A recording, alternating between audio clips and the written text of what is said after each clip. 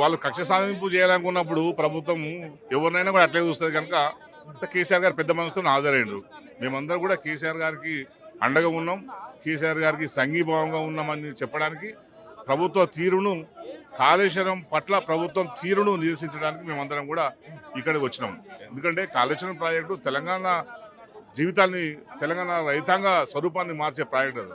దాన్ని వాడుకోవడం చేత కాదు ఈ ప్రభుత్వానికి. వాడుకొని ఈ ప్రభుత్వం ఇటువంటి కక్ష సాధింపులకు పాల్పడుతుందనే మేము అంటాం. కాళేశ్వరం కట్టిన తర్వాత 1,00,000 ఎకరాలకు నీళ్ళు ఇచ్చడమే ధ్యేయం అని చెప్పి కేసీఆర్ దాన్ని కట్టారు. కాళేశ్వరాన్ని కట్టారు, 20,000 ఎకరాలకు కూడా అందించలేకపోయారు. కాళేశ్వరం కాదు కూలేశ్వరం అని కాంగ్రెస్ నాయకులు చెప్తా ఉన్నారు. ఇప్పుడు మన మల్లన్న సాగర్ ఉంది కదా, మరి మల్లన్న సాగర్ నుంచి ఒక్క ఎకరం కూడా పోలేదా?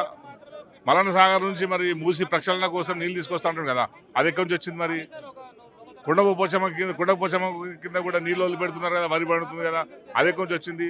నీకు సూర్యాపేట తుంగతుర్తిలో ఉన్న చాలా చెరువులకు నీళ్లు ఎక్కడి నుంచి పోతున్నాయి? ఇవన్నీ కూడా కాళేశ్వరం ప్రాజెక్టుల నుంచి కదా.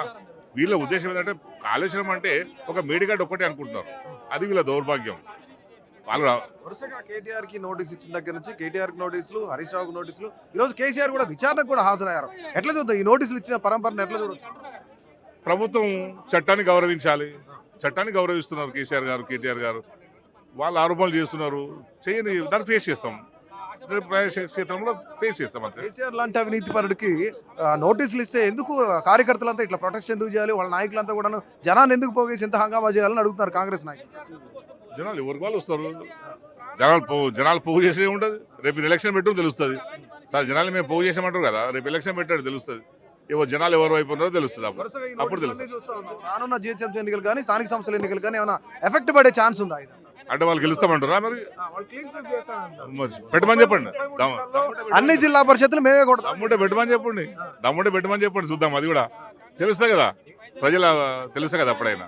కానీ వాళ్ళు ఎలక్షన్ పెట్టకపోవడం మాకేం భయం కాదు, కులగణన పూర్తిగా చేసిన తర్వాతనే ఆ ప్రాతిపదికనే మేము చేస్తాం. తప్పించుకునే దానికి ఏం సంబంధం ఉంటుంది? ఆ నేషనల్ వైడ్ డీలిమిటేషన్ సంబంధించింది. అది దీనికి ఏం సంబంధం? మాట్లాడ మరి ఎస్సీ వర్గీకరణ చేసింది మరి, అంతే కదా.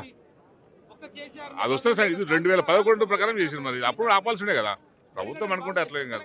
కొంగిపోయిన 3 పిల్లలని బాగు చేయడానికి చేతగాని దద్దమ్మ ప్రభుత్వం ఈరోజు తెలంగాణలో నిధుల పేరు మీద ఉద్యమం జరిగితే 14 సంవత్సరాల సుదీర్ఘ పోరాటం వల్ల సాధించిన ఈ రాష్ట్రానికి అపర భగీరథుల ఎడారిగా ఉన్న ఈ తెలంగాణని బాగు చేయడానికి ఆర్నిశలు పనిచేసిన నాయకుడిని కమిషన్ పేరు మీద ఈరోజు ముందుకు పిలిచే ప్రయత్నం చేస్తూ ఉన్నారు. దీనివల్ల జరిగేది ఒరిగేది ఏం లేదు. తెలంగాణ రైతాంగానికి మీరు ఇచ్చిన హామీ మేరకు ఫస్ట్ నీళ్ళు ఇవ్వండి. మీరు కక్ష సాధింపులు ఉంటే, రాజకీయంగా కక్ష సాధించాలనుకుంటే ఢిల్లీతోని, కేంద్ర నాయకులతో, బీజేపీతోని మిలాఖతై చేయాలనుకుంటే ప్రజాక్షేత్రంలో కేసీఆర్ గారితో తలపడండి.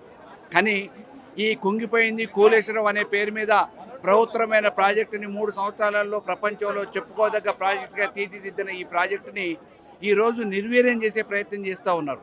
ఎన్డీఎస్ఏ రిపోర్టు క్లియర్గా కూలిపోయిన పిల్లలని బాగు చేసుకోవచ్చు, వినియోగంలో తీసుకోవచ్చు అని చెప్పిన తర్వాత కూడా దాన్ని పక్కకు పెట్టి దాచిపెట్టి వీళ్ళ అసమర్థతని కప్పిపుచ్చుకోవడానికి ఈరోజు ప్రయత్నం జరుగుతూ ఉంది. 8 మంది ఎస్ఎల్బీసీలో చచ్చిపోయిన శవాల్ని బయటికి తీసుకురాలని దద్దమ్మ ప్రభుత్వం పొద్దున సాయంత్రం హెలికాప్టర్లపై వినోదాలు చేసుకొని వచ్చారు. కానీ ఆ కుటుంబాలను కనీసం ఆదుకున్న పరిస్థితి లేదు. ఇవాళ ప్రభుత్వం వచ్చిన తర్వాత సుంకిశాల కూలిపోతే దాని గురించి పట్టించుకున్న నాదులు లేడు, దానికి జవాబుదారీతనం లేదు.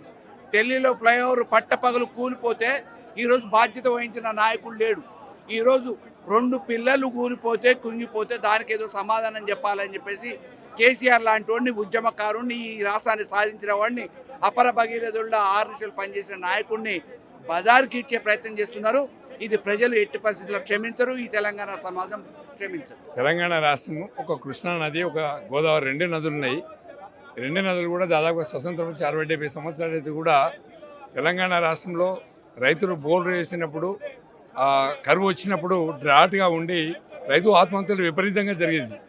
తెలంగాణ ఉద్యమం వచ్చిందంటేనే డ్రాట్ వల్లనే తెలంగాణ ఉద్యమం వచ్చింది.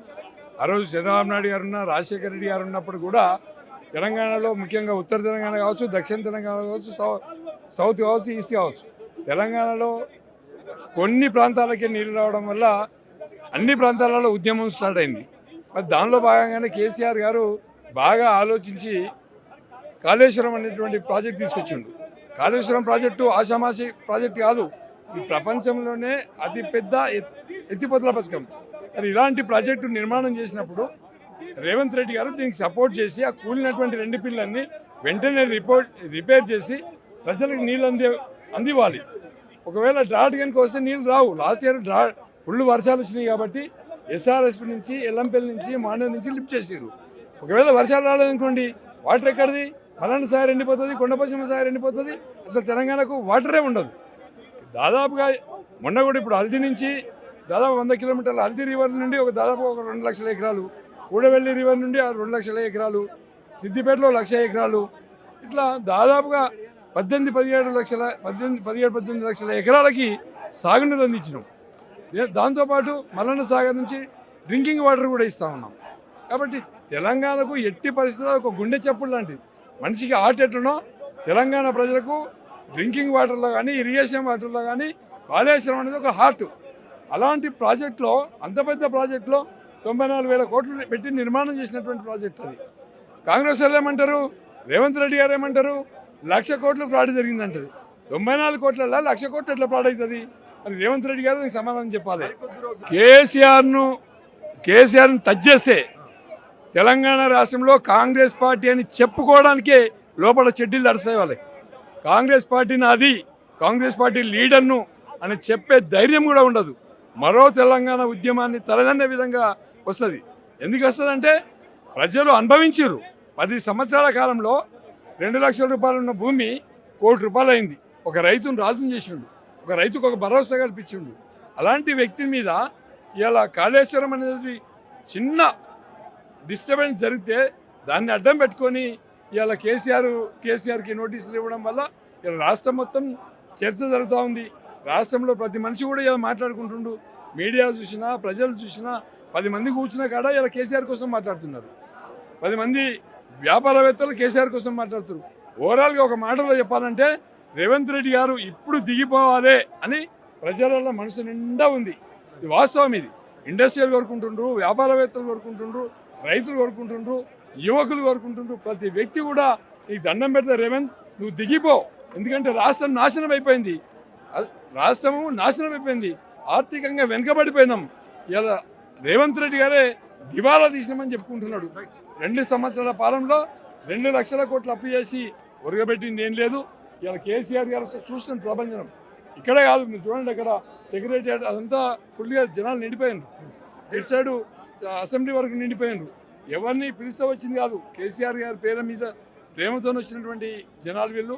మరి ఎప్పుడైనా కానీ ఇప్పటికైనా రేవంత్ రెడ్డి గారు ఈ కమిషన్లు బంద్ చేసి ఇచ్చిన హామీల మీద దృష్టి పెట్టి, పరిపాలన మీద దృష్టి పెట్టి రాష్ట్రాన్ని ముందుకు వెళ్తే బాగుంటుందని చెప్పి విజ్ఞప్తి.